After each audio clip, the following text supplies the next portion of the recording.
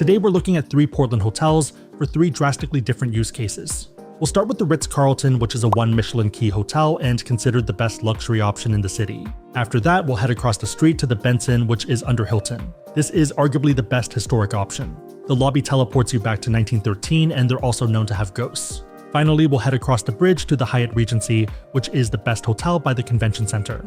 We'll also cover some popular food options and the Saturday market. Big favor before we dive in is to give this a thumbs up and subscribe if you like content like this.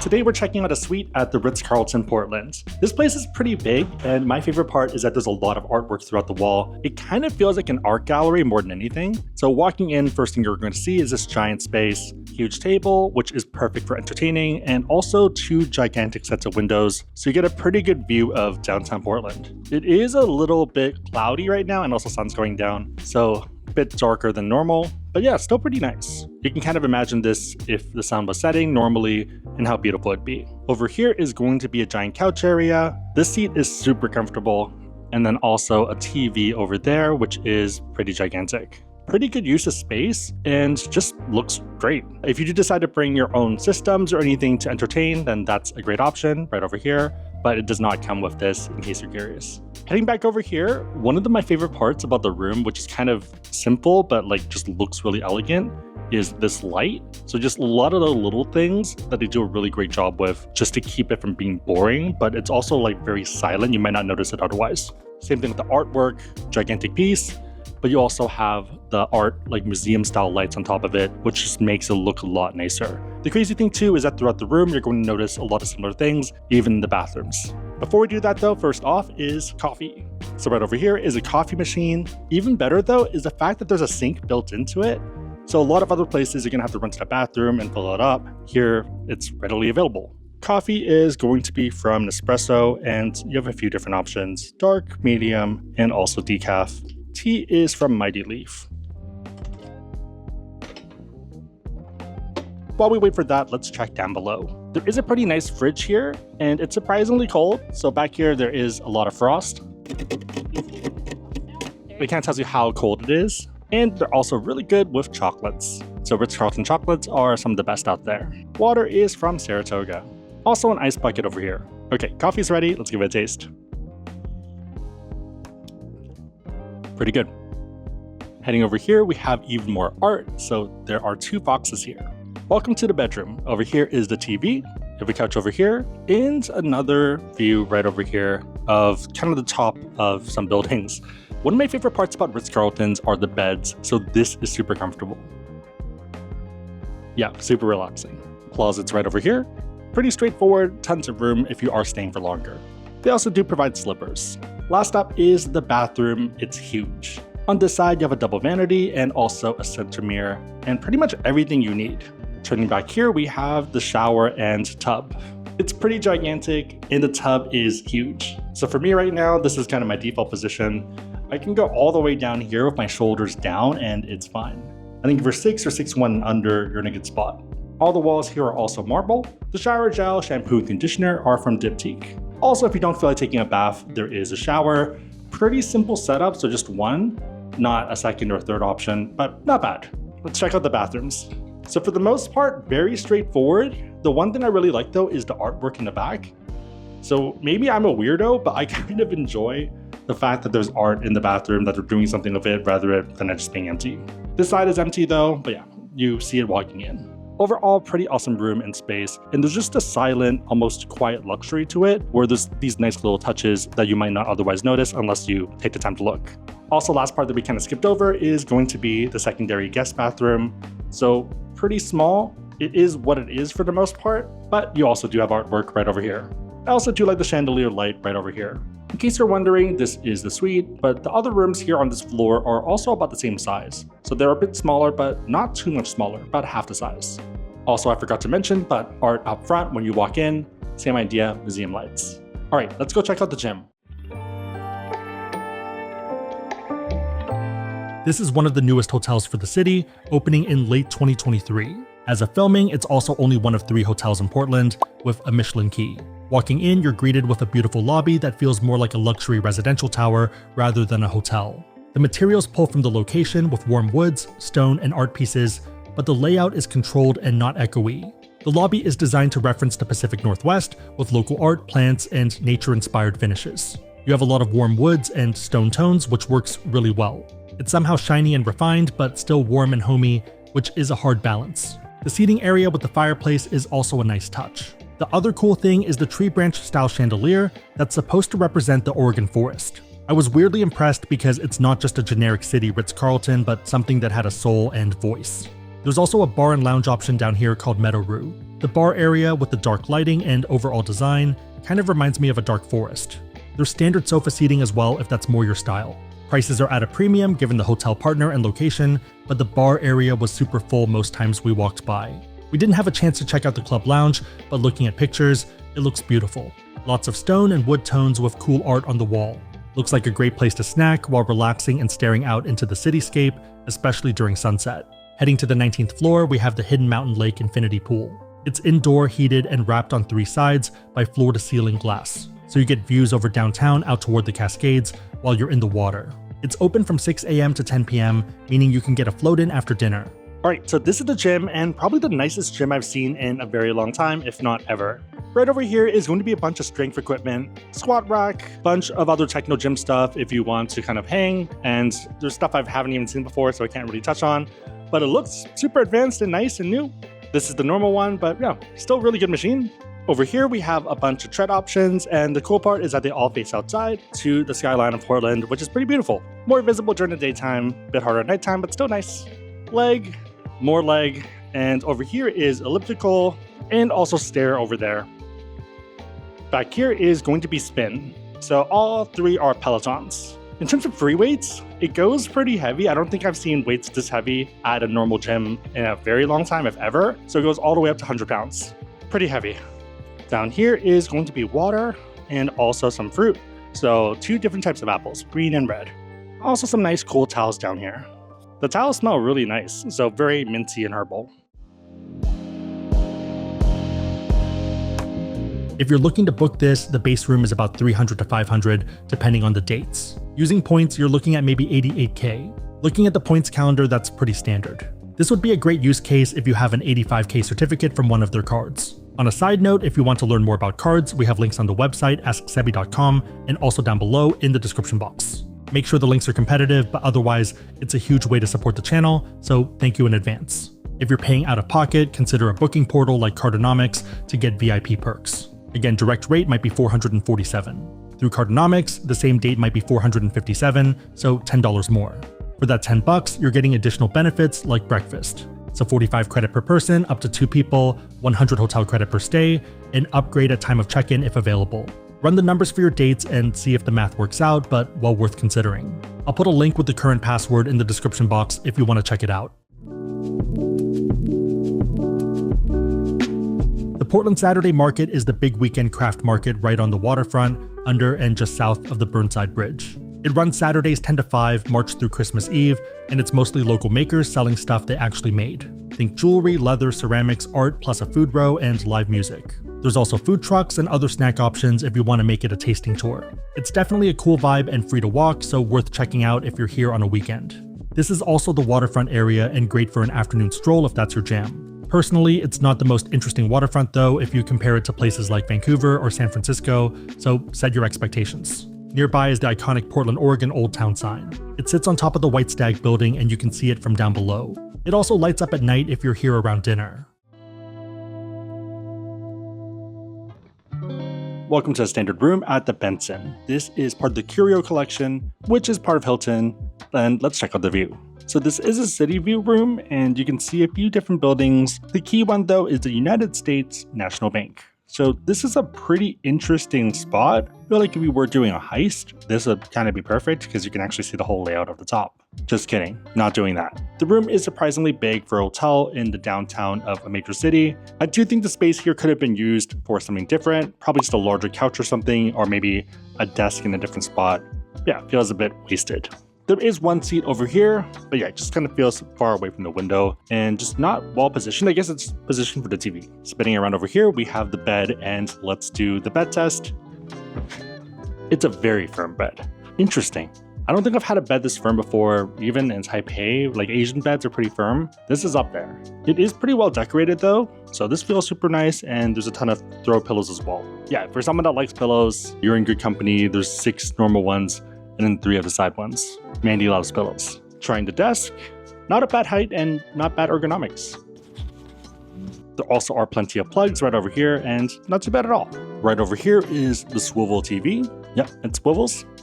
And down here is the coffee maker as well as the mini fridge. One thing I did notice for the mini fridges in Portland is that they are set a lot colder, and yeah, I feel like it's better. Coffee maker's right over here. It's going to be a CV1, which I don't think I've seen in a very long time. So very old school.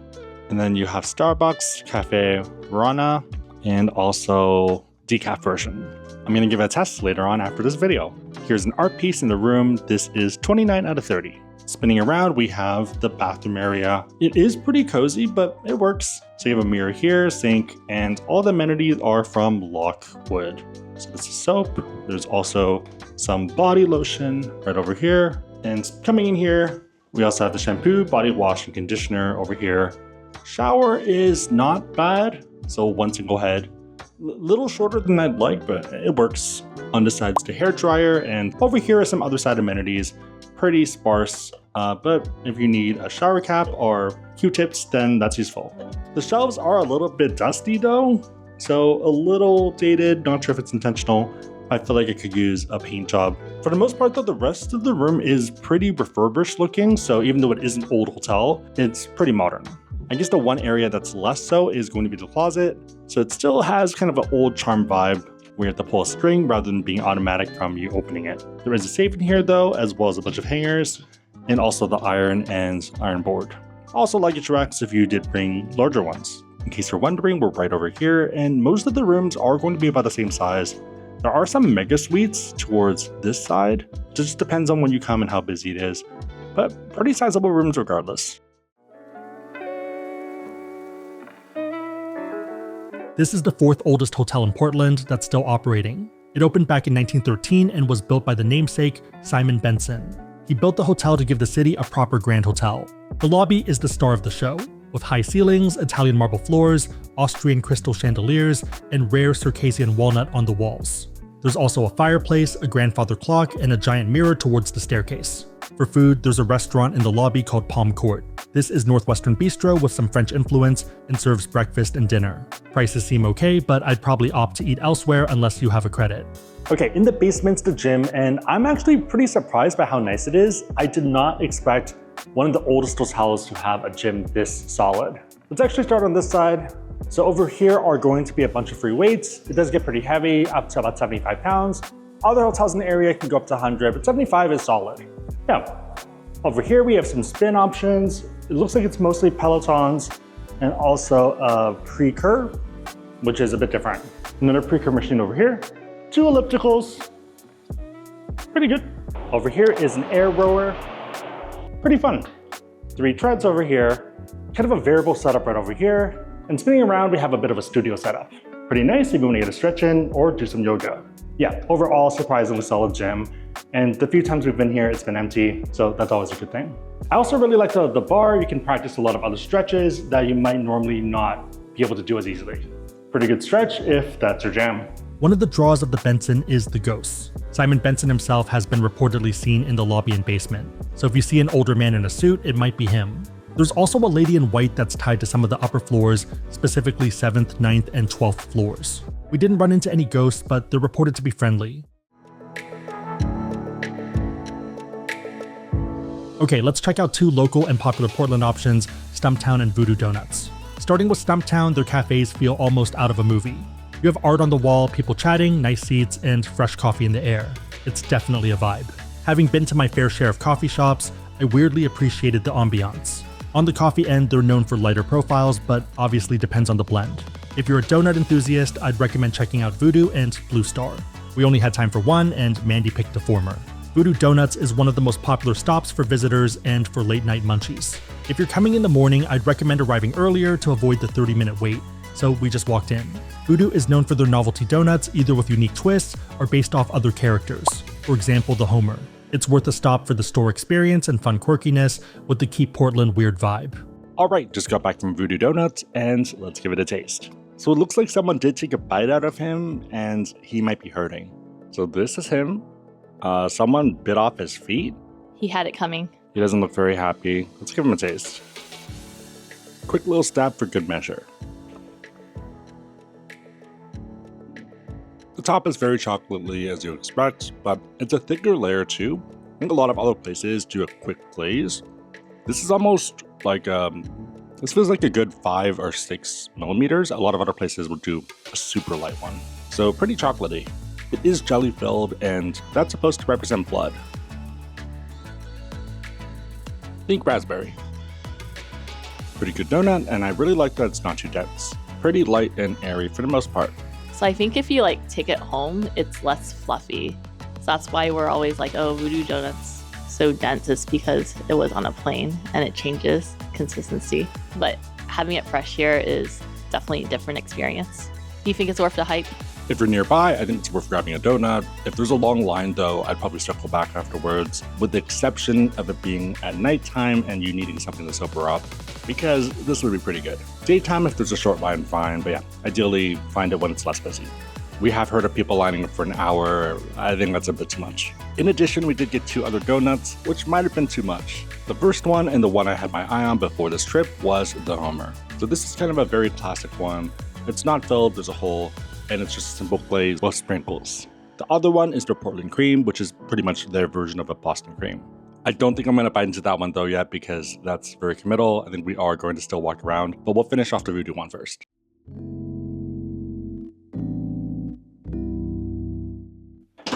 Hello and welcome to a standard room at the Hyatt Regency Portland. So not too bad at all. I like the lights overall, and let's start with the view. Right across the street is going to be the conference center and pretty convenient. Also down below is going to be the light rail. Right by the window is going to be a seat, pretty comfortable, and I think you can either relax or do some work here. Pretty nice. Also another seat over here. This one is definitely more business. Bed is interesting. Bed is a bit squishier than I think I would like and that I'm used to, but if you like soft beds, then perfect. Heading over here, we have a bunch of lights, kind of the midsection. Yeah, there's a lot of lights all throughout. So if you are someone that's lounging around, reading or something, this is perfect. Pretty sizable, large TV. Not too bad of a room at all, and very homey vibes. Right over here is a door. Opens and closes pretty smoothly to me. There's a point over here where they need some WD-40.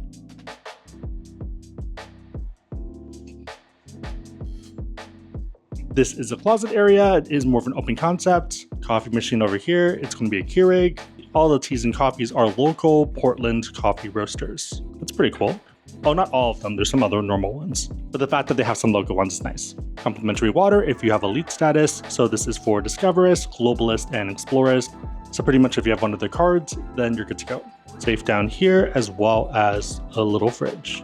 Right over here is the iron and the iron board.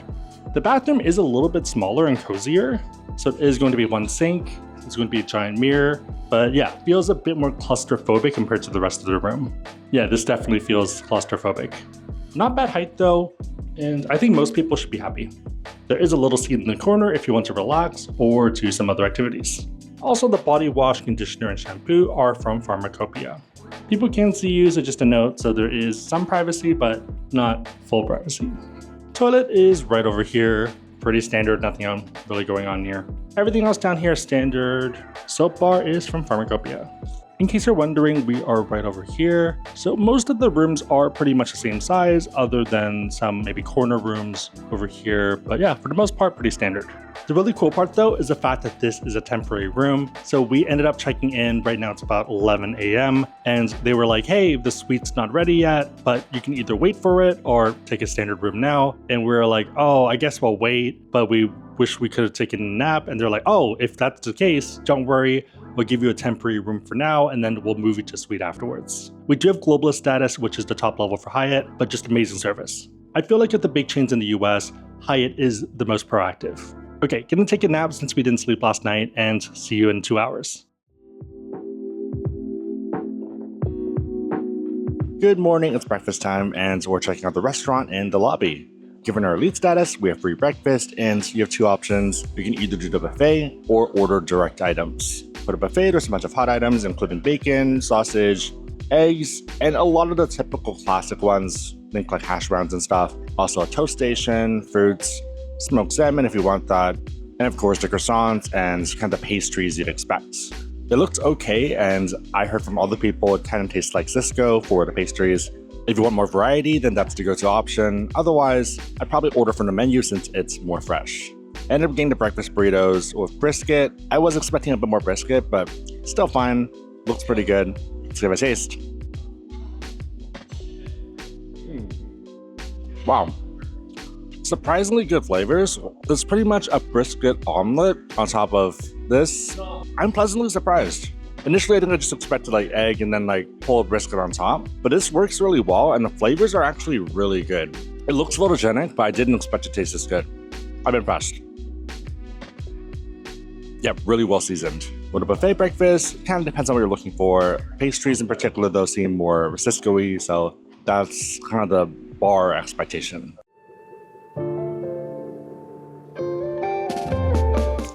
Welcome to the suite at the Hyatt Regency. So this is the bigger sized room, but let's start with the view. We're facing the convention center and also the trains, and it's super convenient depending on where you want to go. This is the suite part of the room, and it's pretty nice. Seat over here, and it was a pretty good spot to work. Ergonomics weren't too bad at all. Yeah, actually not a bad height. Over here we have the couch, so if you are in relationship jail, then this might be where you're sleeping. Lucky for you, it is a pull-out couch, so there's a bed here. Also useful if you have a player 3. Right over here is a TV, and yeah, tons of artwork throughout the room. Over here is the bedroom side. It is a bit different in terms of the view now, so it's kind of like half a window, which is fine, but just kind of funny to me. It still works, like it's hard to complain about a free upgrade to a suite, but just funny how small it is. Light over here, bed test. Bed's okay. Not the worst bed we've been in, but also not the best, kind of in between. TV's over here. Also, pro tip, don't play with the cabinet because it is a little bit finicky and it can come up pretty easily. Don't ask how I know that. One of the big differences between the suite is going to be this big closet area, so pretty gigantic, and you still have the other one back out front. The bathroom is also a lot bigger, so tons more room throughout. Shower is exactly the same, not really worth showing there, but yeah, just a lot more room here. You can actually move around rather than being in a cramped little stall. Basically, these two things are the same, and you kind of have the sink area still. It's still one sink, but you have a lot more room to actually move around and do stuff. These are the robes. They're okay. I think they've seen better days. So I feel like they're maybe going to head to like a Salvation Army in the end of the year type of vibe, but it's still not bad. It's worn in. Oh, the other one looks a little bit worse. Still not bad though. Down here are some slippers. Oh, that's cool. You can tell that they're actually new. So there's a seal on it. Not branded, a little bit thin and flimsy, but that's okay. Over here, we have the same entrance area, and I think everything is more or less the same, other than this, which had a pillow as well as a blanket. If one person runs hot and they need the air conditioner on, but the other person's cold, then this is pretty useful if someone's watching TV. Interestingly, there are some suites that have different coffee machines, so the Lucas suite is a good example, and let's actually head over there now. He was perhaps the greatest blazer of all time, yet his biggest impact was off the court. Welcome to the Lucas suite. This is the best room in this hotel. So this is to celebrate the basketball player Lucas, who was arguably the second most important blazer for the championship almost 50 years ago. Tons of photographs throughout the room, pretty cool. So the championship was from 1977, so quite a while. And it's not just in the base areas, it's also in the bathroom, which is kind of crazy. The nicest thing that can ever be said of someone is that they make other people better. No one ever made me better than Big Luke. By Bill Walton, arguably the most important blazer. So along with photographs and kind of wall decor, there's one big important piece, signed jersey. Pretty cool room if you are into basketball, especially if you're a Blazers fan. Also on this side, there's a lot more details about who he is if you are not familiar. So he was a championship of on and off the court. He was honored for a lot of different things. He was basically called an enforcer. I don't think it says that there, but he was kind of like a rough and tough guy. He was before my time because I'm not that old, but modern equivalent would probably be Zach Randolph, where he was like in the paint and yeah, playing hardball. Imagine Draymond Green, but with less playmaking skills. Overall, cool room. If you have the chance to get it, then it's a great upgrade. Might be worth paying for if you're a super fan though. Note that there is a $29 per day destination fee, but it is waived if you have elite status, globalist, and if you're doing award booking. For that fee, you do get a bunch of benefits. Some of them kind of feel like fluff, but other ones seem pretty useful. You get premium internet, 2 bottles of water upon arrival, $15 spoke and fork bar credit. This is the bar downstairs in the main area, and it's actually per day. You also get 2 adult TriMet passes daily, and you can pick this up at the front desk. It's basically their pass for their system, and yeah, pretty convenient if you want to hop on. It seems relatively safe despite some of the other people that might be adjacent to the trains, because there are a lot of peace officers and stuff going through it. Your mileage may vary depending on your preferences, but didn't seem too bad. There also is a back to the benefits guide, so right over here. These are going to be partner ones. The most valuable one to me seems to be the Columbia Employee Store Pass, and you also do have to ask for this one. Maybe I'm crazy or missing something, but it seems pretty overpowered. It's 40% off the retail price and up to 4 people per visit, and each of these passes would be 1 visit. Also note that you can't really stack them since they do expire every month, or maybe plus 1 month depending on when you're visiting. But yeah, if you can use this, it's definitely worth the destination fee. In our case, we didn't have to pay the fee with status, and we're getting the benefits, so kind of a win-win. Also for the dates we're doing, it was just a good award booking, given that was about 12,000 points, and retail price was about $250. I'm more than happy to lock in 2 cents per point. Also, in case you're wondering, this is the example of one of the drinks at the bar. Drinks are about $10, so not too bad at all. You can easily get a drink and a Red Bull, which is exactly what we did. This hotel is across the bridge by the convention center and definitely a different vibe. It's new and big at 600 rooms and definitely feels more corporate. I don't think I'd recommend it unless you need to be near here. The lobby is pretty generic, but it's fine. I do love that they have a foosball table and shuffleboard though, especially since they're happy with people using it late into the night. One of the big disadvantages of the hotel is that it's not really near anything other than the convention center. For most of the good food, you're taking transit or rideshare downtown. Especially late into the night, your only real option is Denny's across the street. During the day, it's a lot better, and you also have choices on the property itself. This includes Bridgetown, which is the main restaurant, and where you have breakfast if you have elite status. There's also a bar area that serves drinks and food, along with a market with coffee and to-go items. Not really great fare though, and for most people, I'd recommend heading into the city proper for food.